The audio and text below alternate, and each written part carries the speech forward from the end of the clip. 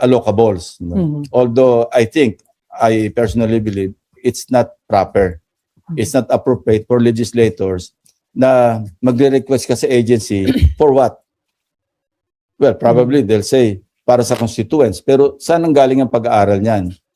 Kaya gusto ko, di ba, magkaroon ng horizontal and vertical convergence. Meaning, may coordination ka sa local government units na nangangailangan. Tapos naka-coordinate ka rin sa mga agencies na mag-i-implement. Pero kung parang whimsically, mag-request ka ng allocables, thinking na yung contractor mo yung mag-implement, that's wrong. So yun ang way forward na zero in hanggang ma-determine natin how many projects among those allocables as requested and given due course yung na-implement at naging ghost project or substandard. Nandun ang mali, nandun ang napakamali. So meron kaming mga in-inspection na suspectedly may defects in project. Sir, yung tanong na kung enough na ba yung sinole ni na state witness sa Bernardo and Alcantara, is it kayo ba ang pwede only my own opinion based on my dealings with Yusek Bernardo and based on what I know do sa extent ng kanilang participation, I don't think enough. Kasi lumabas na naman na si Yusek Bernardo, di ba, nag-commit siya ng 1 billion ba? And si Henry Alcantara, I think 200-300 million. I don't think those, yung restitution na yon enough. As far as I know, no, na naging participation nila do sa flood control anomaly. Who will determine ba, sir, kung enough na yun? Ano yun? Yung korte? I think that's covered by MOA between the state witness willing to restitute and the DOJ, yung kanilang witness protection program. So sila yung nag-aral doon. Pero sabi ko nga, kung ako yung masusunod, it's way below what should have been restituted or offered to be restituted. Okay. Mayan and then Danielle. Sir, balikan ko lang yung tungkol sa mga ayaw pumirma sa committee report ninyo. Sabi nyo yung isa, candid enough to say na, kasi may nakikiusap. Sir, katanggap-tanggap ba yan na gano'n na lang, pag makiusap, hindi na lang pipirmahan yung isang legitimate document naman, sir, ng Senado? Human factor. And I understand. Sabi ko nga, while I disagree, naintindihan ko yung kanilang mga rason, whatever reasons they have for not signing. Kasi lahat naman tayo, di ba? Merong human element within us. Hindi lahat ng tao napaka-rigid. Meron talagang flexibility somewhere. So, yun, while sabi ko nga, hindi katanggap-tanggap, pero dapat intindihin natin. Kasi alam niyo naman sa Senate, matagal yung pagsasama. Maski pa paano yung human element, yung human factor, yung human relations, papasok at papasok. Sir, nasabi niyo na kanina na possibly because dahil may mga maapektuhang pangalan na taga-minority. Pero sir, yung nasa recommendation nyo, for ano lang naman, di ba? Preliminary investigation lang naman. What is so bad about it, sir? Wala. Kasi sabi ko, hindi naman ito hatol, hindi naman ito final judgment. Katunayan, between February 11 and now, until yesterday, may mga nag-develop na nga Hinalimbawa ko nga si Senator Jinggoy, di ba? Dahil mayroong mga projects na attributed sa kanila, yung worth 355 million pesos. Tapos sinumpi na, I think, sinumon ng ombudsman yung ating LBRMO. Hindi nila makita yung direct link do sa insertion ng proponent, si Senator Jinggoy. So, in fairness to him, minensyon ko yung kahapon. Di ba na between February 11, kaya hindi final ito, there would be some or there may be some developments that could serve as a defense noong mga nabanggit dito. So, nilap namin, recommendation namin for preliminary investigation, further investigation, fact-finding investigation. Nandun naman lahat yun It's up to the prosecutors ng DOJ at saka ng Ombudsman, sila mag-determine based on evidence na ipadala sa kanila at saka yung magagather pa nila kung sino yung papalan nila ng information. Sir, may we ask, how's your relationship with these senators na kasama sa committee report nyo? Particularly sila Senator Shi, Senator Joel, Senator Jinggoy. Are you in speaking terms or nagkakatampuhan ba, sir? I will not blame them, but I have a duty to perform.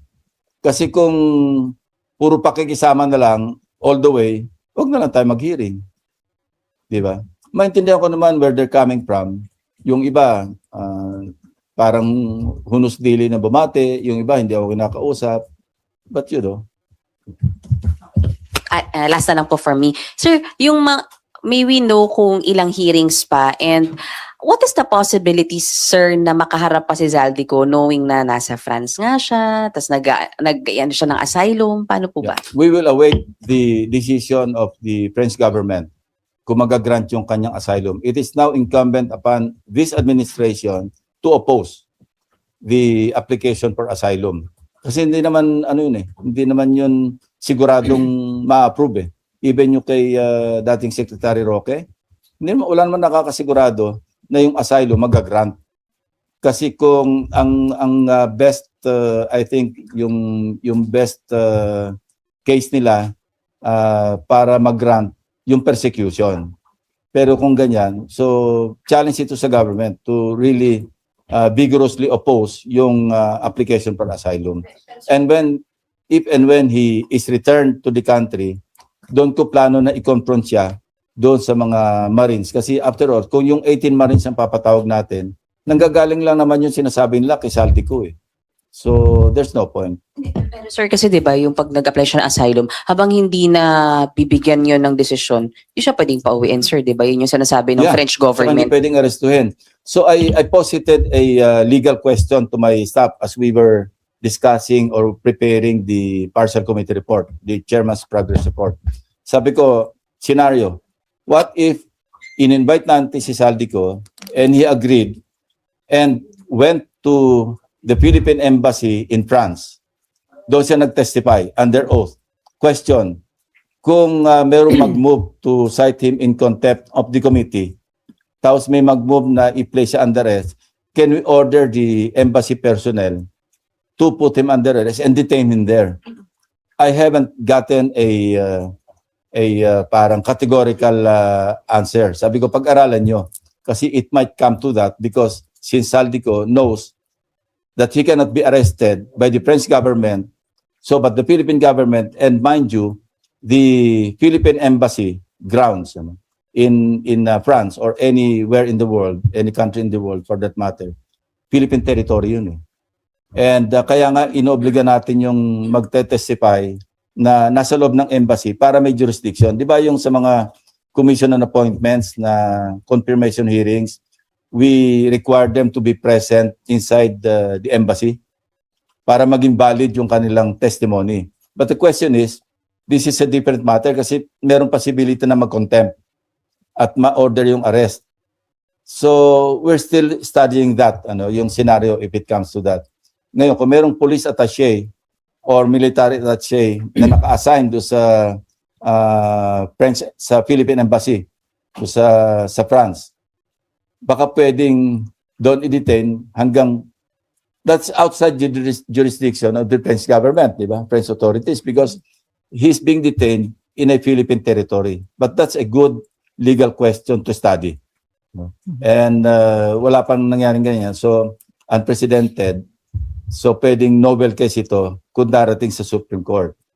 Kung valid ba na i-detain siya on orders of the Blue Ribbon Committee or the Senate President for that matter, habang hindi siya nagsasabi ng totoo or hanggang di nalilift yung kanyang warrant na i-issue ng Senate.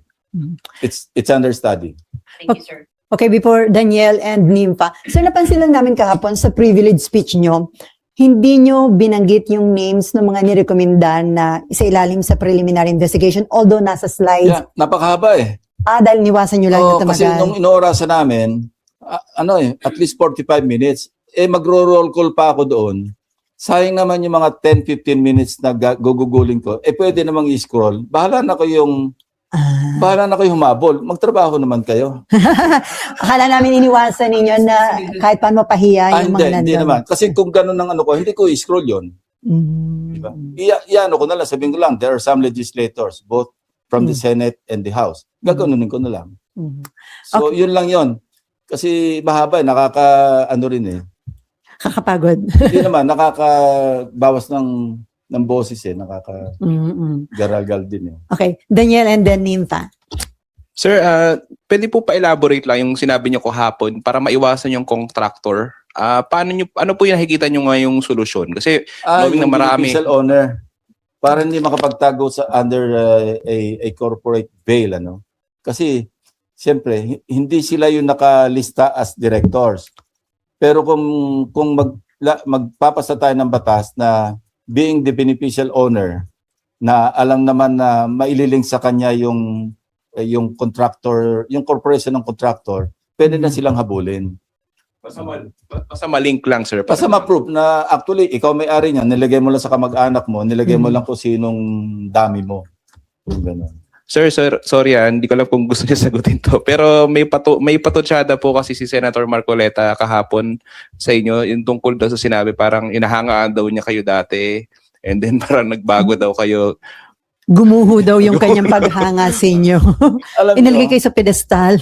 noong nasa media pa siya, hindi pa siya congressman, hindi pa siya senador, talagang ramdam ko naman yun kasi pag ini-interview niya ako, nag-express naman siya ng admiration for what I was doing sa PNP. Sinabi naman niya na kinonfide niya kay Senate President na hanga ako dyan kasi walang nakagawa ng ginawa niya nung PNP siya. And I also mentioned that in my speech, di ba? Na more than 50 years, consistent naman ako. So ang sagot ko lang, hindi naman ako nagbago at hindi naman ako kailanman magbabago. Ang nagbago si Senator Marcoleta kasi nawala siya sa hulog. Hindi na siya in sync with reality. Hindi ko alam kung bakit. Kasi alam naman natin, di ba, sa balik-taktakan, parang wala sa katwiran madalas. Sinabi ko na nga na until I gather the necessary or the majority signatures, I'm not yielding the floor. Tatayo pa rin siya, sasabihin niya na unusual. Sana kung nag-aral siya, nagbasa siya sa Senate Archive, na hindi unusual yon. That's one of the usual occurrences sa Senate na any senator may not grant to be interpellated. Di ba nga minention si Senator Miriam, sponsorship speech, not even a privilege speech. Nag-co-sponsor siya sa reproductive health. Andito rin ako noon But she refused to be interpellated. Yun ang medyo unusual, may she rest in peace. Pero nag-sponsor ka, at least man lang, ma-interpellate ka. Pero that's still, bottom line, that's her right not to be interpellated. So what more a privilege speech? At saka sa akin naman, hindi naman absolute na ayoko magpa-interpellate. Gusto ko lang, mag-share tayo ng responsibility. Magpirma kayo, di-interpellatein niyo ako till the kingdom come.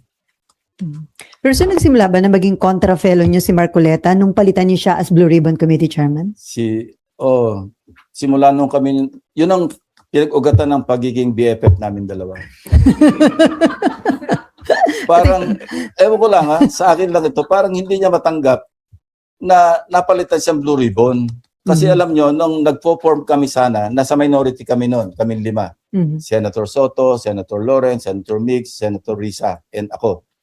Tawagan namin sarili namin sa Munti Pangarap, Mythical 5. Kami minority.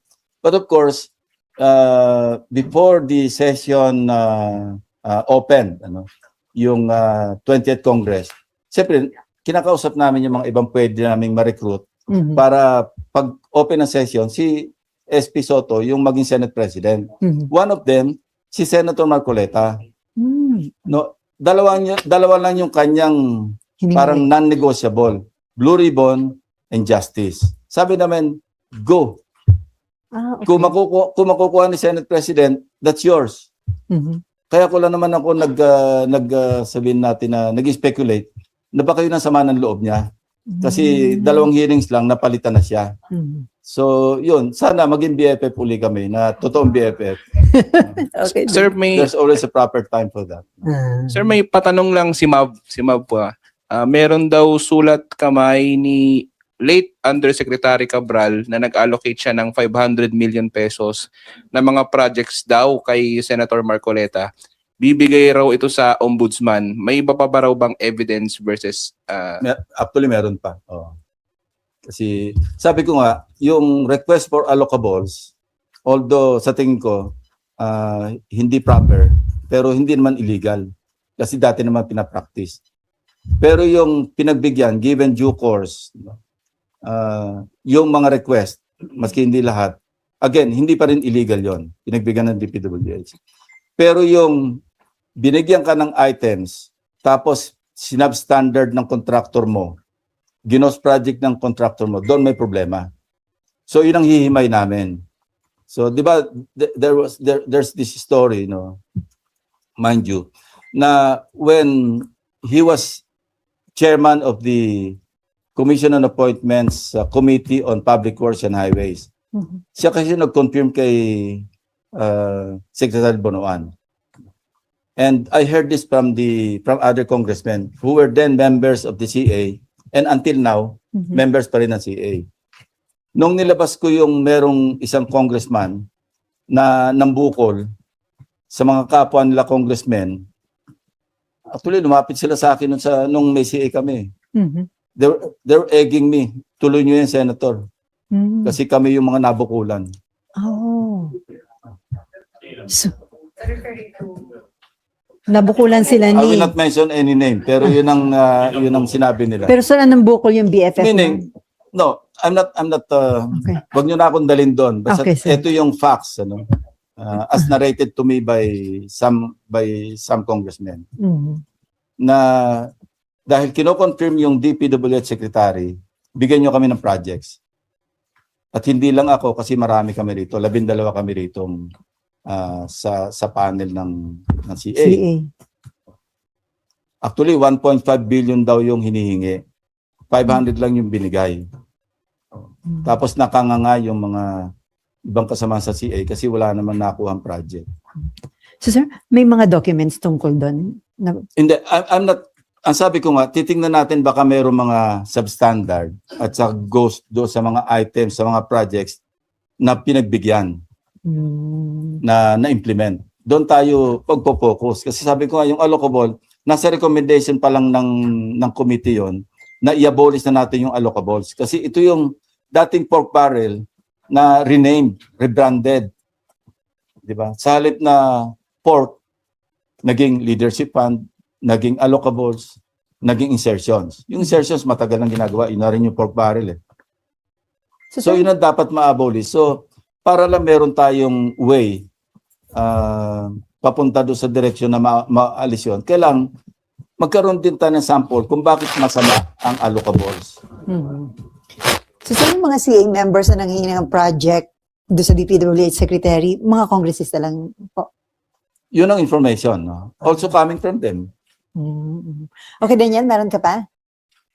Okay, Nympha. So binanggit nyo kahapon at kanina rin, ipopursue ninyo yung tungkol sa mga allocables and may nag-gather kayong papers from DPWH. So, Meron. Pati kay dating Undersecretary Cabral. Kasi at that time, nung lumabas na yung parang na-involve na implicate si dating Undersecretary Cabral, she sent word, no, nagkaroon ng feelers, overture, na gusto makipag-usap. So, nung una, lawyer niya lang muna nakausap namin. But as parang pareho nung kay Bernardo, yung unang usap namin, denial, aamin ng konti. So, galing na ako doon kay Yusek Bernardo na merong inamin pero bitin na bitin. Sabi ko sa lawyer, mag-usap muna kayo ni Yusek. Pag medyo buo na yung loob niya, to tell all, kasi back and forth yun eh. Yung kay Yusek Bernardo, inabot kami ng 4 na meetings before he finally caved in, so to speak, and tell the whole truth. Marami kaming bulahan muna bago umabot to sa, sige, lahat po sasabihin ko na. So, having that experience, ayoko na maulit yung kay Yusek Cabral kasi alam ko saan patungo eh. Kasi ganun din ang pinagsimula namin ni Undersecretary Bernardo. Ang unang diga niya nga sa akin, Senator, hindi kami magkakilala, first time kami nag-meet. Meron lang nag-mediate para nag-ano sa akin na gusto makipag-usap. Sabi ko, go ahead. Ang unang sinabi niya, ako, Senator, hindi ako nagmamalinis. Kasi siyempre, pag birthday ko, pag Christmas, nare-regaluhan ako ng 100 million. Di ba parang bigay, pero parang bitin.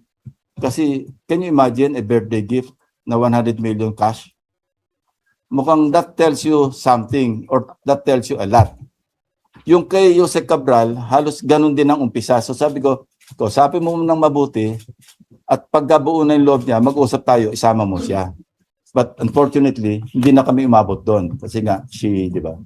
Opo. So sir, yung documents po pertaining to allocables ay Meron kami. opo, ano yun sir? Handwritten or Merong handwritten. uh Yung pinakita rin doon sa scroll, di ba? Na malinaw naman, care of eh. If you were able to catch that, di ba? So yun po yung itatrace sir kung nabigyan yung pondo na yon at kung Hindi. ghost or Kung napagbigyan, obviously, napagbigyan, care of na eh. Opo. Okay. Ngayon, yung projects na yon may listahan.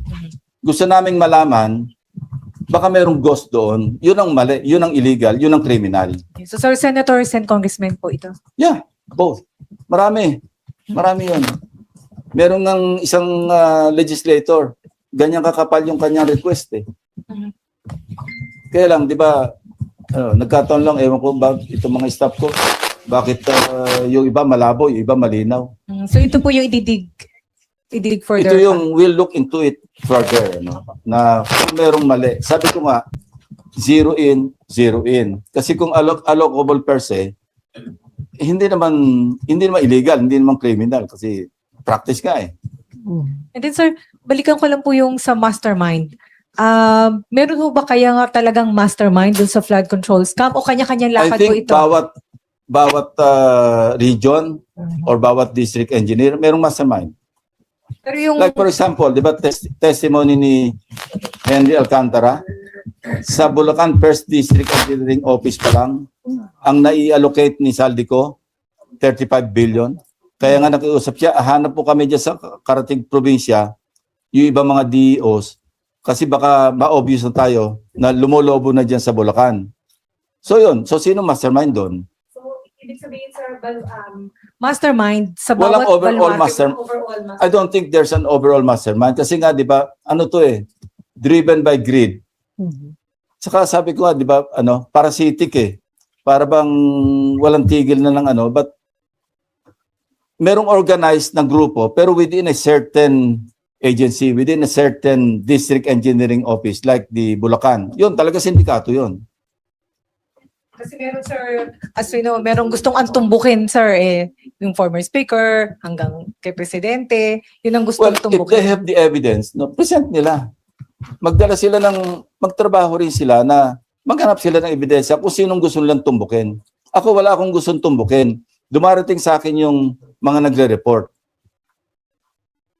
Siyempre, papatulang ko yung kung merong sense. Kung wala naman, ini-ignore ko na lang eh. Ang dami nga mga sumusulat sa amin eh. Nagre-report. Pero makatotohanan ba? Is it worth our time, our effort? Kung hindi, but we spend time verifying or validating. Kung wala namang silbi, ba't sasayang yung oras ng komite? And then sir, isa na lang. Sir, yung tatlong kasamahan po ninyo, tatlong incumbent senators recommended for further investigation for possible cases. Hiningan po ba sila, sir, ng comment or are you encouraging them, giving them a chance para sumagot din, para sa possibility na mabago pa yung recommendation? Of course. Kung nagpirma lang sila, that's their platform to defend themselves. Habang nag-interpolate, di sabihin nila, hindi totoo yan kasi ito, kaya baka pwedeng strike out natin dyan sa record ng committee report or partial committee report, yung portion na ako nire-recommend. Di ba mas mainam yung ganon? Wala naging ganong request, sir, na from the three? Wala. Kasi kung umabot kami sa interpellation, sa amendment, at makatwir yung kanilang amendment, natanggalin mo yung pangalan ko dyan, dahil hindi totoo yan, ito yung aking depensa, at nanalo sa botohan, halimbawa, or na-convince ako as chairman, sponsor, sabi ko, accepted. O di tanggal yung pangalan na sa final, yung sa adopted committee report. Sir, Walang ganun eh. so bukas pa rin po kayo and are you encouraging them? Definitely. You're encouraging them, sir. Yeah, gusto natin yung healthy discussion healthy deliberation. Para maliwanagin talaga natin, marinig natin lahat ng sides. Kasi sa amin, based lang doon sa nag-gather namin sa mga committee hearings. Okay na? Okay. Badet and then Marlon. Badet, ikaw. Balik po tayo kay Saldico. Sir, ano Ano pong nakikita niyong kakulangan ng government sa pagkikipag-coordinate sa Interpol kaya malaya pong nakaikot-ikot si Saldico sa iba't ibang bansa? Too late the hero. Masyadong delayed yung reaction. And again, I cannot understand why the Secretary of Justice would go there himself.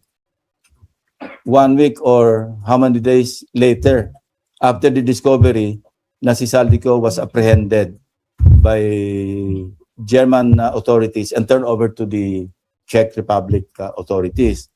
Dapat yon agad-agad, at first instance na na-discover, di ba dapat tinawagan natin yung embassy kagad doon? Alamin nyo kagad, nasaan, anong problema, kailan maiuwi. I think that's one parang shortcoming na nangyari rito. Pero hindi indication yun, sir, na hindi sila serious or sincere dun sa... I don't want to comment on that, but yun ang nakita kong shortcoming kasi why did it take that much time before they actually exert effort para alamin man lang kung nasan si Saldico. But, at saka yung Interpol, ang tagal na yung request na yan eh. Mhm. Dapat yan, kasi nakita ko doon yung bagong PCTC, ng transnational. Late na rin siya eh. Kung noong sinabing si Saldico, apprehended nando sa Czech authorities, apprehended by German authorities, dapat lumipad na yung PCTC o nag-coordinate na sa Interpol. Kasi ng counterpart natin as far as the PNP. Sa NBI, may sarili rin silang parang relationship sa Interpol. Dapat day one, pumunta na yung o nag-inquire ng PCTC at nag-request na ng red notice. Bakit noon lang dumating sa presscon? Kita ko si Prestosa, General Prestosa. Late na rin eh. Mhm. Dapat yun ang pinalo up. Ako nga, nung inisyon ako ng warrant of arrest ni XPGMA, parang a few days, nasa red notice ako eh. Bilis. Kaya lang, di na ako nahuli. Mas mabilis. Mas mabilis sila sa akin. At least yung panahon na yun. Mhm. Kaya na mabilisan na ganun. Kasi nandyan lang yung headquarters ng Interpol sa Lyon, sa France. Nandun eh. Mhm. May Pilipino pa nga tayong nandun eh. Na nasa Interpol eh. Ano ba yung, even before he was apprehended, dapat meron na tayong coordination directly with the Interpol. Ito yung voluminous documents na kailangan namin si Saldico to answer for certain crimes. Ewan ko, why they did not do that. Ano? Sir, hindi ka man kaya deliberately mabagal. Hindi ko alam, basta't mabagal. Mhm. Hindi natin masabi kung deliberate, sir. Yes, sabi ko lang, basta't mabagal. Hindi natin alam kung deliberate o hindi. Okay. Okay ka na ba, Ded? Marlon and Merrimon. Sir, yung may binabanggit kayo kanina na tingin nyo masyadong mababa yung kung ano yung ipinangako ni Alcantara at saka ni Yusek Bernardo Yeah. ibalik. Tingin nyo sir, mga magkano dapat for you maging acceptable? Hindi ko ma-second guess kung ano yung amount mismo, pero yung as reported, kasi alam naman natin yung kung magkano yung pinangako nilang restitute. Ano? Yung 1 billion kay Bernardo, maliit yun. Yung 200 o 300 kay Alcantara, maliit yun. And should the DOJ set a deadline for them to Well, return the money? Alam mo, mahirap namang pangunahan natin kasi sila yung nag-negotiate. DOJ did their own due diligence. Baka yun ang findings nila. Sa akin, sarili ko lang yon. Based on my, dealings with Bernardo and Alcantara. Particularly Yusek Bernardo. Basta sa akin lang, in my own judgment, I may be wrong, I may be correct. Sa tingin ko, maliit. Sir, last week sir na-interview si former Governor Chavit Singson and he was saying na tinuturo niya po kayo na alam nyo kung sino yung mastermind. I'm not Superman. oo. Asa lang ako sa mga resource persons. Hindi ko alam kung sino mastermind. No? I think that's speculative. Mhm. And then he was saying na kapag hindi siya inimbitahan ng Blue Ribbon, ibig sabihin may pinagtatakpan. Well, that's what his can you say? opinion. But I'm saying, wala. Open naman ako eh. Di ba lagi naman ako open? Pero mag-present ka na, huwag niyo sayangin yung oras ng komite. Kung meron kayong pinanghawakan, pwede kayo mag-attend. Look, we requested him to send or submit his draft affidavit. Yun lang ang request namin eh. Hindi Wala pa naman rin. nagsasubmit. Sir, Kasi ayoko na maulit yung kay Orly Gutesa na doon mismo sa hearing, kino-coach. Ang pangit ng pangitain eh. Mas maganda yung pulido, may hawak kaming o kung sino man ng draft affidavit para tukoy na yung tanungan. Hindi yung nawawala yung page, tapos iko-coach. Di ba ang pangit sa public? Sir, the special panel of investigators po ng Ombudsman has already recommended the filing of plunder and other criminal charges against Saldico and then former Speaker Yeah. Martin Romualdez, identifying them as masterminds of this scam. Well, probably they have the evidence to, Okay. to support their case. Ano? Pero it's up to them. And- Kasi hindi naman limited. Marami kami nasubmit sa Ombudsman. Katunayan, yung dalawang privilege speeches ko pa lang, pinauna ko na yung yung file. Binigay ko na sila eh. DOJ, Ombudsman, pinauna ko na doon. Hindi pa si Ombudsman Remulla, yung acting pa lang noon, yung dating Deputy for Visayas, siya yung si acting. Vargas. Yeah, he was here during the budget deliberation. So, dumaan sa office ko, sabi ko, kasi I learned from the AMLAC that they cannot initiate freezing of assets and bank accounts until or unless merong formal complaint na nakapile, at the very least. So sabi ko kay Acting Ombudsman Vargas, sabi ko, bibigyan namin kayo nito para at least maidakit nyo para meron na kayong ground to request AMLAC para mag-issue ng freeze order o mag-request sa CA ng freeze order. Ganun ang nangyari. So even noon pa, hindi ko rin alam yun eh. It was only during our, my conversation with the AMLAC, Executive Director Matthew, at the time, David, nasabi niya, sabi ko, ano ba yung requirement nyo para mahabol natin kasi naghahabol tayo rito. Kasi this is out in the open and baka maalis na yung mga assets. Sabi niya, at the very least, we need a formal complaint na nakadakit sa DOJ or sa Ombudsman. So knowing that, ako yung nag-initiate pa nga kay Acting Ombudsman Vargas, ito yung file, idakit nyo na kung pwede. Sabi niya, bukas na bukas idadakit ko ito. At saka, isa daw po sa ginamit nila yung testimony ni Gutesa and then yung sinasabing 18 former Marine Sabi ko, personnel. that's our call. Ano? But That's our should this settle the concerns, questions regarding the credibility of those people? Well, sa akin, yung 18 Marines, ex-Marines, sinabi ko na ito, 805 billion pesos. Parang physically impossible na ma-deliver mo in such a short period of time. Computation nga, di ba, 5 years.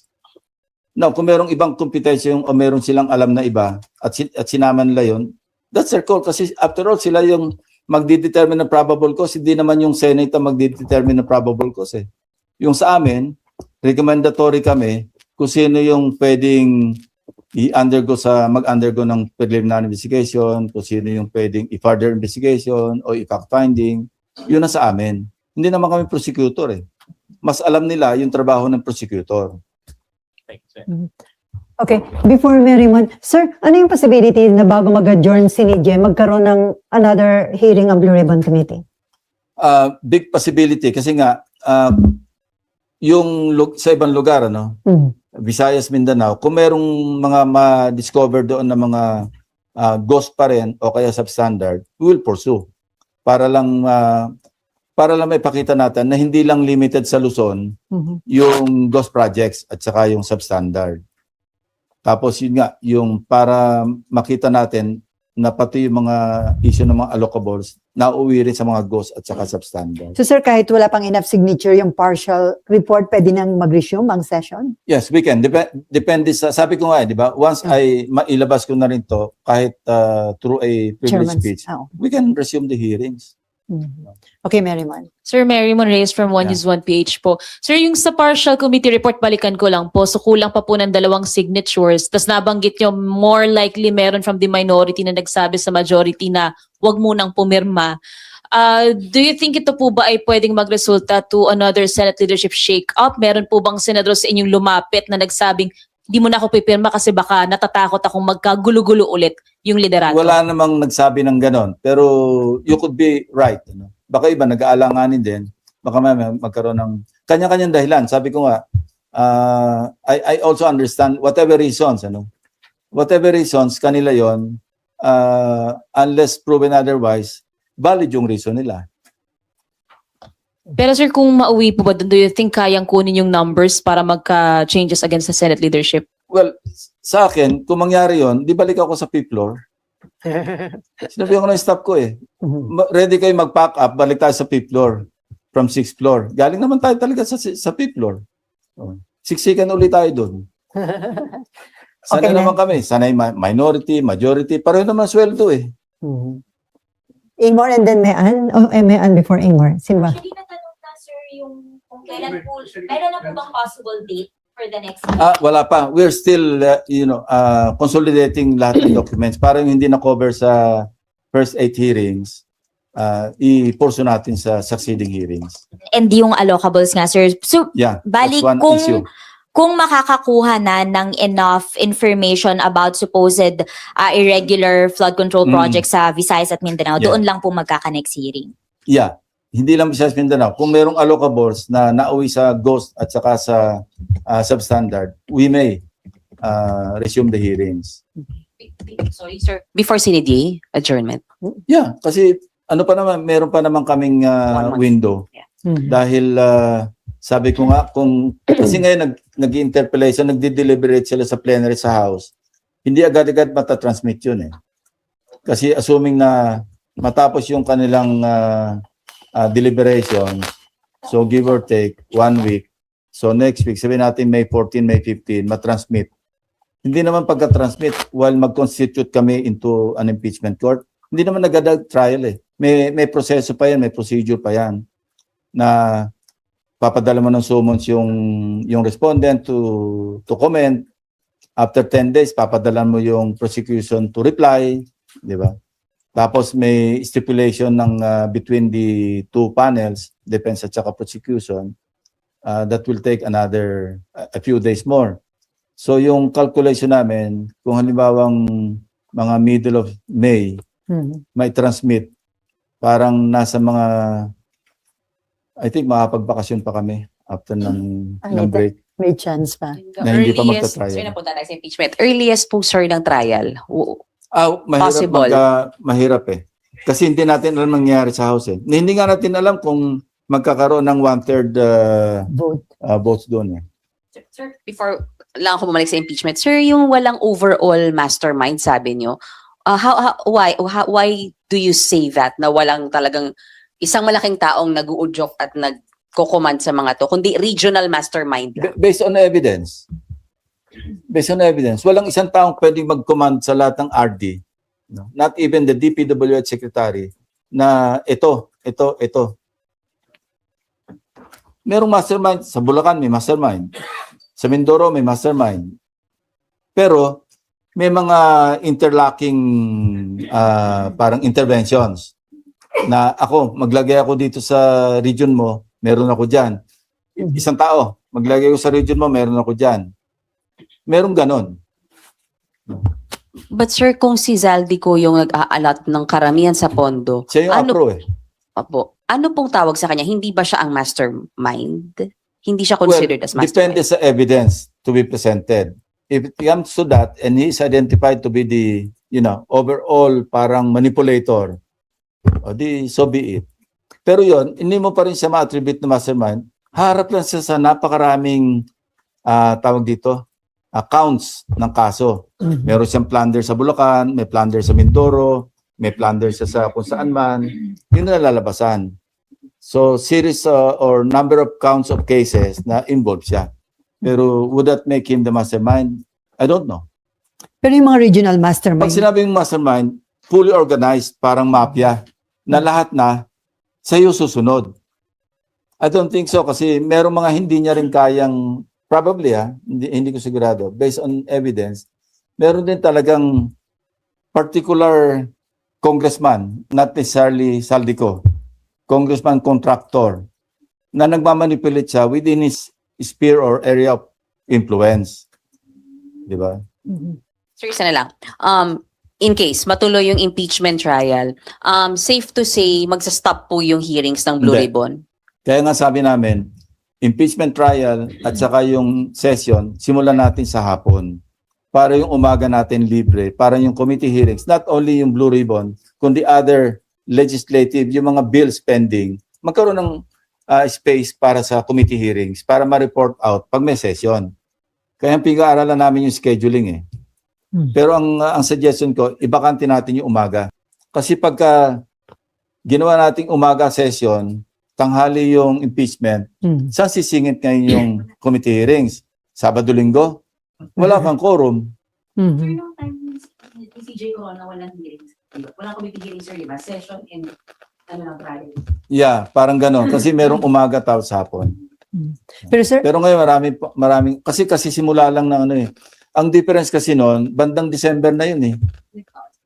Marami na naipasambatas eh. Ngayon, meron sa parang priority bills na hindi pa natatakel o nasa committee pa. Eh pag hininto mo yun, di paralyze naman yung legislative work. So ang pinag-uusapan namin is maski 2 p.m. to sawa, abutin tayo ng alas 10, alas 11, pero bakante yung umaga para meron tayong committee hearings.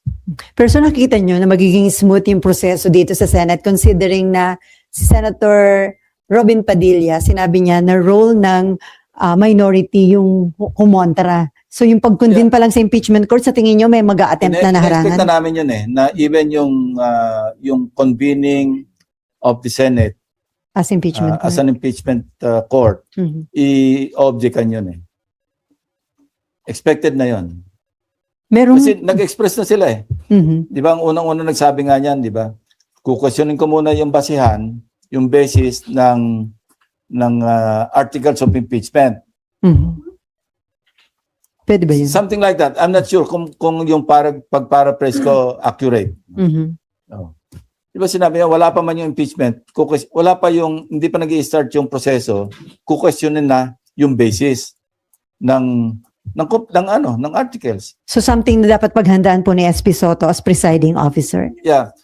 We're planning to, kasi si Senator Subiri, majority leader, hindi rin lawyer. Mhm. So we're planning to appoint an impeachment manager. Tingnan namin si Senator Kiko para lawyer. Mhm. Total, BFF din naman siya ni Senator Marcoleta. Not in the same degree, not in the same category. Pero BFF din naman sila eh. As impeachment. Hindi, parang siya yung, alam ba, may mga question of law na pwedeng interpret. Mhm. Kasi kailan kabisado mo yung rules of court, di ba? So, Mhm. although, ang mananaig dito, yung rules of impeachment.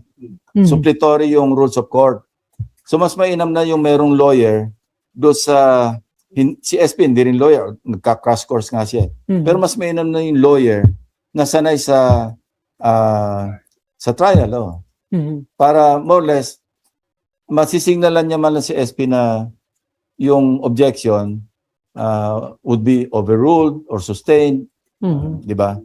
Mas maganda na yung gano'n. So, hindi pa namin na i-take up to sa majority or sa buong Senate. Pero Suggestion pa kami lang na yun, sir. nag-uusap, sinuggest ni Senator Subiri. Mhm. And nandun ako nang nag-suggest siya, si SP, amenable siya. Sabi ko, I also agree, kasi kailangan natin talaga, merong legal mind Mhm. na talaga, yung lawyer na naandyan. Kasi tayo, mga abugago lang naman tayo na pamisa-misa nakakatsamba. Kasi sa majority, isa lang po abogado, sir, di ba? Senator Kiko lang. Si Sa majority. Santo Pia. Ay, Pia. Ay, okay. Marlon and then Danielle and then Meron. Kasi hindi naman pwedeng, parang walang majority leader naman sa impeachment court eh. So, ang sinabi ni Senate President, pwede tayo mag-designate ng impeachment manager na senador. So, paano yun? As impeachment manager, Senator Parang Judge siya pa yung rin siya. Parang siya yung magsi-shepherd nung, aside from the Senate President, the presiding, parang siya yung bastonero sa floor. Mhm. Di ba? Pero Parang majority leader. De facto, parang gano'n. pero Senator Judge pa rin siya. Of course, of course. Okay. Hindi naman siya pagpapakita ng bias kung siya yung yung orderliness, di ba? Parang Magtitimoon. Timon, no? Parang may manggugulo, siya yung parang, hindi, dito muna, doon muna. Parang yung orderliness ng trial. Marlon, Daniel, and then Narimon. Sen, napag-usapan na po ba ng leadership? Kasi you were saying before na baka mga June pa mag-start yung mismong trial Ano ko kung lang yan, sakasakali. based lang sa yung 10 days, 5 days, Yes. preliminary conference, based lang yun, inestimate lang namin yun. Baka nga abutin pa ng ano eh. July. Baka umabot ng July. July. Yeah, and if Baka that first week of July. and if that happens Okay. po Yung trial Sen, proper. Apo. And if that happens po, Sen, definitely maaabutan niya yung budget season, yung budget call. Napag-usapan na po ba yan ng leadership? Paano Yeah. niyo i-juggle yung... Kasi yung experience namin kay ex-CJ Corona, parang 40 days. Ewan ko. Hindi, December hanggang January or February. Mga 4. Oh, so, ilan yun? mga 4, 5, 4 months. 4 months. 4 yes. months. So, 4 months. Aabutin. so kung umabot, I'm sure makapag-adjust kami sa schedule eh. Mhm. Kasi wala namang hard and fast rule kung anong susunding schedule ng impeachment court eh. Nakalagay sa rules dun eh, yung rules of impeachment. Ano eh, parang nandun yung schedule na daily at 2 p.m. pero para sa discretion pa rin ng impeachment court. And kahit naka-break. Well, even the Supreme Court, even the Sandigan Bayan, may break sila eh. Di pa minsan summer break sa Baguio nga sila Summer ng mga session, ano yes. nila, oh. Mhm. So I think entitled din naman yung impeachment court na hindi naman yung parang sagaran.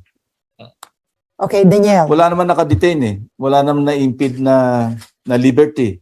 Mhm. Hindi, Diba? ang ibig ko po sabihin, Sen, pwede pong magkaroon ng impeachment proceedings kahit na naka-CINIJ adjournment yung... Yeah. Yes.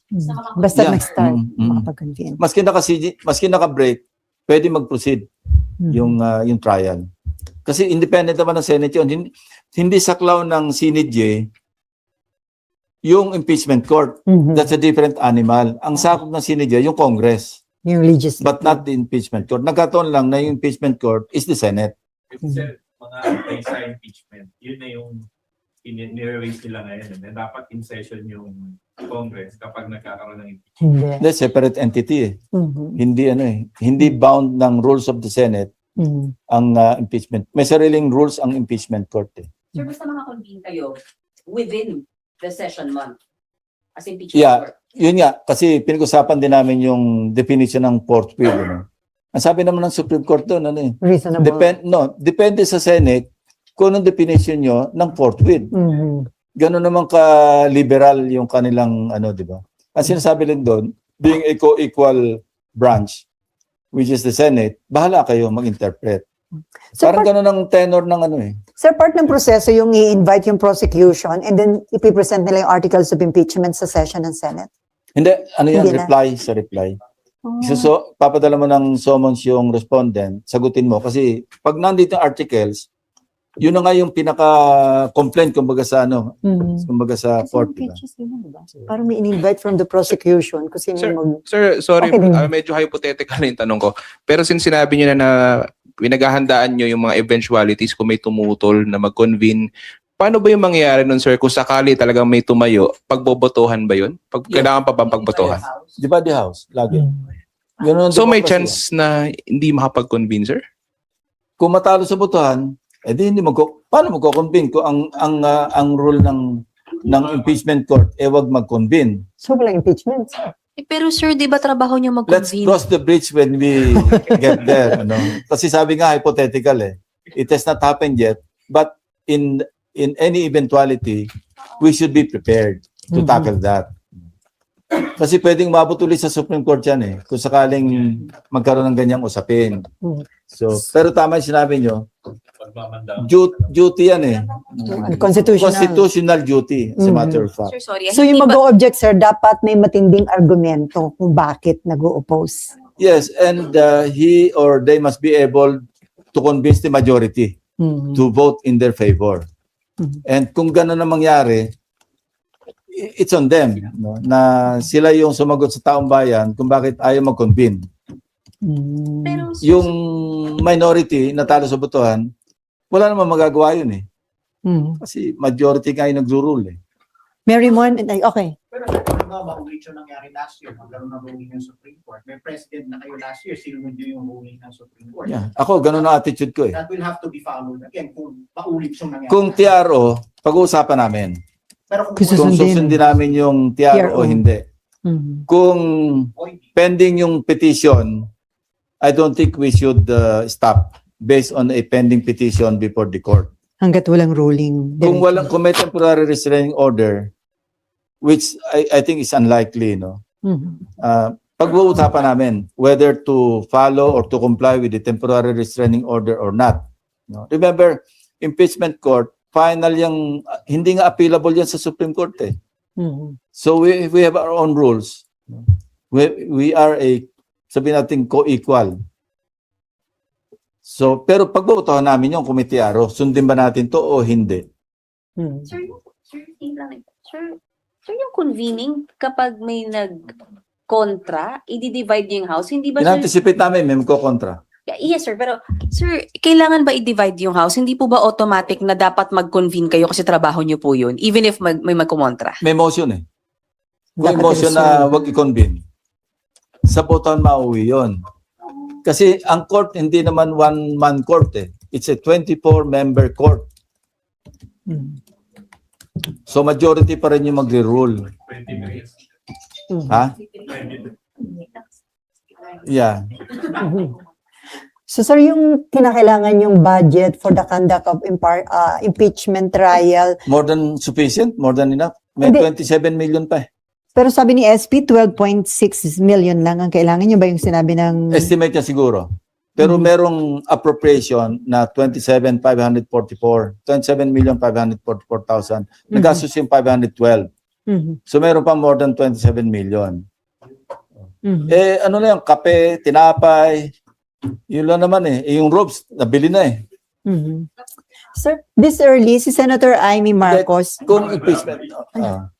Senator Amy Marcos may sinasabi na parang may banta ba ng pananakot, yung AFLR, yung budget para sa mga project, and then kakasuhan sa ombudsman. So, Ayoko na mag-comment doon. pero possible yung ganun, sir. Kasi sa House, di ba, may sinasabing may cash involved, may pang-pressure. Hindi ko alam. Kasi sa akin, wala nag-o-offer. Yun na lang ang personal knowledge. Mhm. Okay, Amar. Sorry, balikan ko lang po yung sinabi nyo na pag may nag-oppose or kumontra dun sa pagko-convene ng impeachment court, i-divide yung house. Eh di sir, pwedeng hindi mag-convene kung mananalo yung ganong boto? Yes, that's a possibility. Kasi Hindi. nga, 24-member court ito, na kung ano yung sabihin ng majority, yun ang ruling ng court. Mhm. Hindi siya magiging unconstitutional, sir, Well, since... kung hindi para convene yung impeachment court, we will rule as a Senate. Di ba? Hindi pa impeachment court eh. Mhm. So Senate yung mag-rule as a body kung magko-convene ba kami o hindi. I'm sorry, it's not the impeachment court who will decide by a vote of majority kung magko-convene kasi hindi pa nga naka-convene. Senate pa lang, sorry. I have to Oo correct nga pala. myself. Kasi hindi pa kayo nakakapag-convene. Eh. Di-divide talaga. Hindi siya magiging unconstitutional, sir, or baka ma-open to possible Well, yun ang magiging questions. argument ng mga hindi papayag na hindi mag-convene.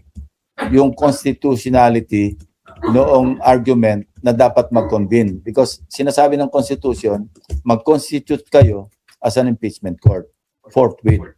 Mhm. So kung gano'n na mangyari, sir, tao na lang yung huhusga sa mga bumoto para huwag Well, pwede may magdala ng case sa Supreme Court. Magruruling ng Supreme Court, kailangan mag-convene kayo. Or hindi. Depende. Okay, Sila yung may final arbiter. Remember, they're not dealing with the impeachment court yet. They're dealing with the Senate. Di ba? Okay, may pahabol, Camille? Senator, after the privilege speech po, what do we expect? More hearings ba? Magkakaroon ba kayo ng recommendation fund? Or yung refund yung mga nakuhang pera, sir? Nandun na. Ginagawa na nila. And how about, sir, yung lifestyle check? Nandun na rin yun. Magre-recommend Ginagawa po na rin kayo? yun ng ombudsman. Thank you, sir. Yeah. So may pahabol, sinimpa daw. Pa-clarify, kasama bang irerekomenda sa ombudsman na imbestigahan si Marcoleta? Depende. Sa ngayon hindi kasi pero kung yun nga merong ghost tapos ma-attribute sa kanya, kung meron siyang participation doon sa mga kung magkakaroon ng ghost or substandard, he should be treated in the same manner Disabled. na natrato ibang senador, ibang congressman. Diba? Wala nang special dito. Okay, Mary Mon. Sir, ibalik lang po dun nga sa committee report. May ilang questions po kasi nagsasabi bakit daw pipirma kung partial pa lang yung committee report. Ano ba sir yung kahalagahan na mailabas na muna ito before continuing yung hearings ng Blue Ribbon? Importante kasi sa haba, yung complexity saka yung lawak ng sinakop ng investigation, minabuti kong hatiin eh. Kasi imagine kung tatapusin natin lahat, baka abutin tayo ng 1,000 pages. Tapos mas maganda na yung i-parcel mo para get done with yung na-cover, tapos yung susunod na page, edi i-absorb na lang o masubsum na lang yung partial committee report do sa main committee report, di ba? Yung pag-uusapan na lamang do sa final committee report, yung na-tackle after the partial committee report. Subsum na lang yun. Na-tackle na yun. Okay, last question from Net25. Good morning, Senator. Mar Gabriel po from Net25. Sir, anong chance na mapadalo na natin si House Speaker Romualdez sa next hearing? Hindi, inimbita naman natin siya eh. Pero may interparliamentary courtesy nga, di ba? Na ayaw kilalanin ni Senator Marcoleta. Time-honored nga yun. Maski sabihin pa natin pilitan, dadali namin kung gawin din sa amin yun. Di ba nagkagulo na yung Congress? Away na yung House at saka yung Senate. Saka hindi lang naman, sabi ko nga sa privilege speech, hindi na lang ito practice. Matter of principle. Because nakasama nito sa isang Supreme Court ruling na dapat i-honor yung umiiral na interparliamentary courtesy. Sir, ang sinasabi ni Sen. Marcoleta kahapon sa manifestation niya, hindi raw tama siguro na bigyan pa ng kortesiya kung taong bayan ay tinuturing yung boss ang binastos na ng mga dapat Hindi ko imbitahan. makuha yung gusto niya sabihin. Alam mo, kaya nga sabi ko kanina, wala sa hulog eh. Hindi makita yung katwiran niya. Sinabi na nga merong time-honored tradition na mulat sa pool na nag-open yung Congress, na andyan na yan. Bakit natin sasalungatin yun? Ngayon, kung gusto niya magpunta, in the same manner that Congressman Chanco and Congressman Libiste appeared voluntarily, then gawin niya. Kung gusto niya, siya humila kay Speaker Romualdez dito. Thank you, sir. Dali niya dyan sa committee hearing. Sir, before we end, humihingi na update si Mav Gonzales tungkol sa Senate building, new Senate building. Ganun pa rin, September 2027. The thing is, ang problema, ang umiiral na US dollar peso exchange rate sa assumption, even sa DBCC, 58 pesos to a dollar. Nasa 61, 62 na tayo ngayon. So merong may effect yan sa cost. So sabi ko doon sa staff, sa team, sabi ko baka pwedeng hintayin nyo muna na bumaba yung presyo ng gasolina, ng krudo, baka sakali bumaba yung... Look, yung ating foreign debt lang, which constitutes 30%, kasi 30-70 yan eh. Domestic debt, 70%. Yan ang ceiling eh. 30% yung foreign debt. Lahat ng foreign debt natin, dollar denominated. So doon pa lamang, kung ang ating national debt nasa 18 trillion pesos.